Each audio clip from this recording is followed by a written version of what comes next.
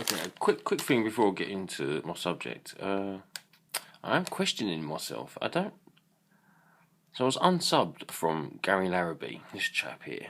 Okay, I don't understand why I would have unsubbed to him. I mean, I don't watch many of his videos, but for me, sometimes this is enough. A lot of people, there's not enough time in the day to watch all the videos I want to watch. All right, so I love people who put in their little titles what's in the video. Anyway, so yeah, I'm even questioning myself about whether I actually unsubbed. I can't remember. I don't think I would have done, but I was unsubbed from Gary. But anyway, my little topic today: the devil. Was it they say the greatest trick the devil ever pulled was to convince the world he didn't exist? And we all know the analogy from Kaiser Soze from The Usual Suspects. Well, for myself, it is that and nothing more. It's nothing more complex. There's no need to. I've lost the bloody word. Anthropomorphise the horrible nature of some people, the cruel seeming nature of some people. We don't have to put a fucking red Ned face on it and give it a little tash and a trident pitchfork. Nature does it itself, you know. The snake hiding in the grass, you know. You never know the snake was there, and it boom bites you on the leg. All right. Pope orders Knights of Malta destroyed. Well, let's convince the world that they were destroyed, shall we? And yet, you know, they just go by a different name or just go completely underground for a while. You understand? I think this has happened so many times with not only countries and places, but secret organisations and families. They pretend they've been destroyed.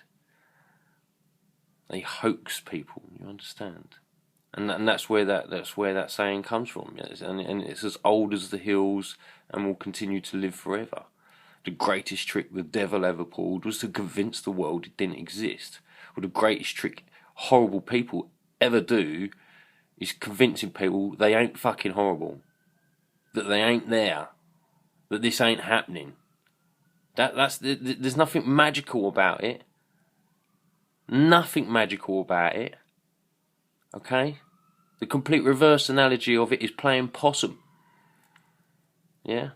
I think there are certain ideas, principles, perhaps even religion itself, that over the millennia of time have played possum, pretended to play dead, only to jump up and bugger off into the woods when the devil has turned his back. And the devil's nothing more than, you know, the camouflaged predator in the grass. You understand? There's no need for people to put names and faces and attributes and things to it. It's natural. It's nature. Okay? And we as humans have learnt that. And so we must temper ourselves and deal with that knowledge responsibly. And yet we don't. You understand? We don't. Or someone prevents us from doing so. Someone who thinks they know better. No one knows better than yourself when you have taught yourself enough.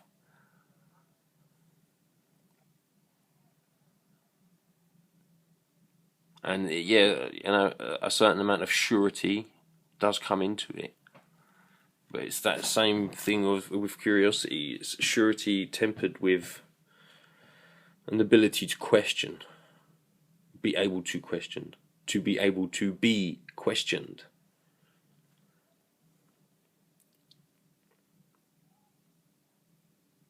All these secret organisations, in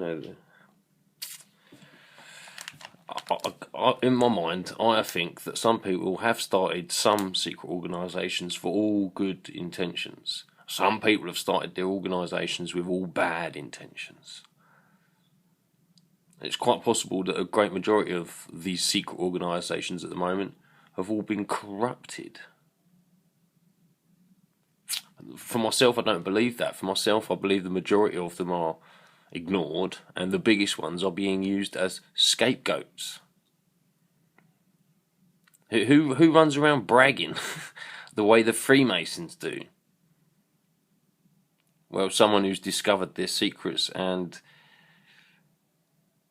is trying to use them a means to an end.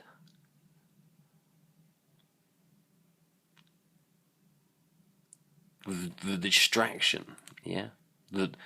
As the tiger would be in the grass and it's on its own. The wolf pack will chase you down and surround you, but we as humans, we can do a bit of both. You understand? The tiger won't run in a pack, and the wolf only runs on his own when he has to. But we as humans, we can combine both these attributes. We can combine these with other attributes, such as the snaking the grass. Yes, the high-flying eagle. You understand? And now someone's turned us all into fish, to sheep. Because they want you believing in superstition and living in fear. You understand? It's always been like that. It'll always be like that. It comes and goes. Maybe Good is playing possum right now. Come on, Good. Jump up and do something. Alright. It's only a grass snake. I know it looks like a big old poisonous cobra. It's just a dirty little fucking grass snake. Excuse my language this morning. Thank you, Gary Larrabee, for your many hours you put into this. Even if some of your information goes nowhere, I still appreciate it. And if I did unsub from you, I'll apologise. Thanks anyway. I was actually just about to have a quick look at John LeBond's little video there before work. But I noticed Matty Ice got a video here. See this? TV Lies. I have no ideas. I haven't looked at his video yet. You can even see there it says no views. No views. Okay? Now, I don't speak to Matty Ice very often. He's a lovely fellow. We do, you know, we're very cordial with each other. I love what he does. I think he likes what I do. Look at that little image. This is so weird. Okay, here's my video manager. Right, this is all today. This is. Damn it! I didn't bloody see it. It never comes up. Friday, 27th of January. Right, and it's 10:29 in the morning. Okay, let's go down my list. Actually, it's probably easier to go to my editor.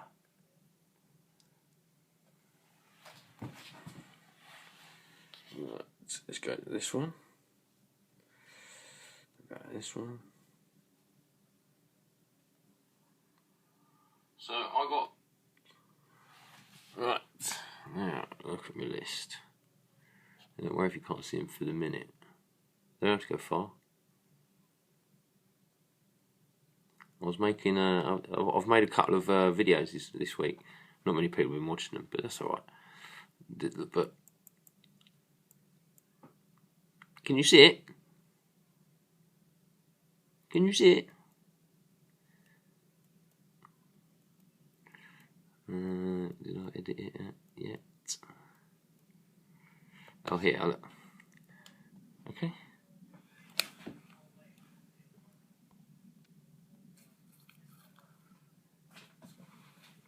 I've said it since the beginning of my channel. I'll say it again. Think we're being played with. I think we're being played with. So yeah, like I said, there's some videos coming out that are not for everybody. Just me playing around with my little YouTube editor. It's great fun. Let's pause that one right there. Unpleasant truths. Me all on my own. And the comforting lies of TV. The queue is full. Am I the only one to find that bizarre?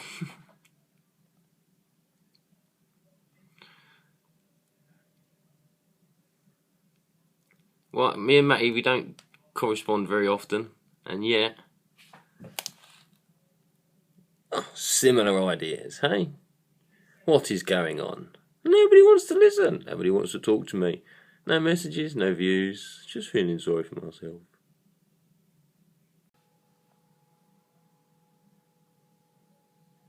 Check them out.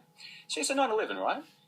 sure, whether you think it was a real event where people died, Alex Jones style, or you just think it was a made-for-TV movie that fooled a lot of people, regardless of what you think about those two things, I think that something that most of us can agree on is this idea that there seems to have been clues that were put there, or hints, or forewarnings, or revelations, or something. There's a lot of coincidences involved in 9/11.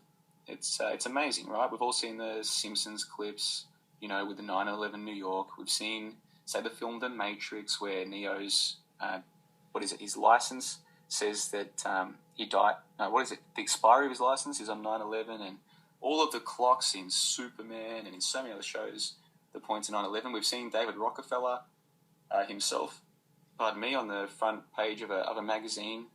David Rockefeller, who helped get these buildings built, supposedly. And even, it seems, Prisoner Cell H.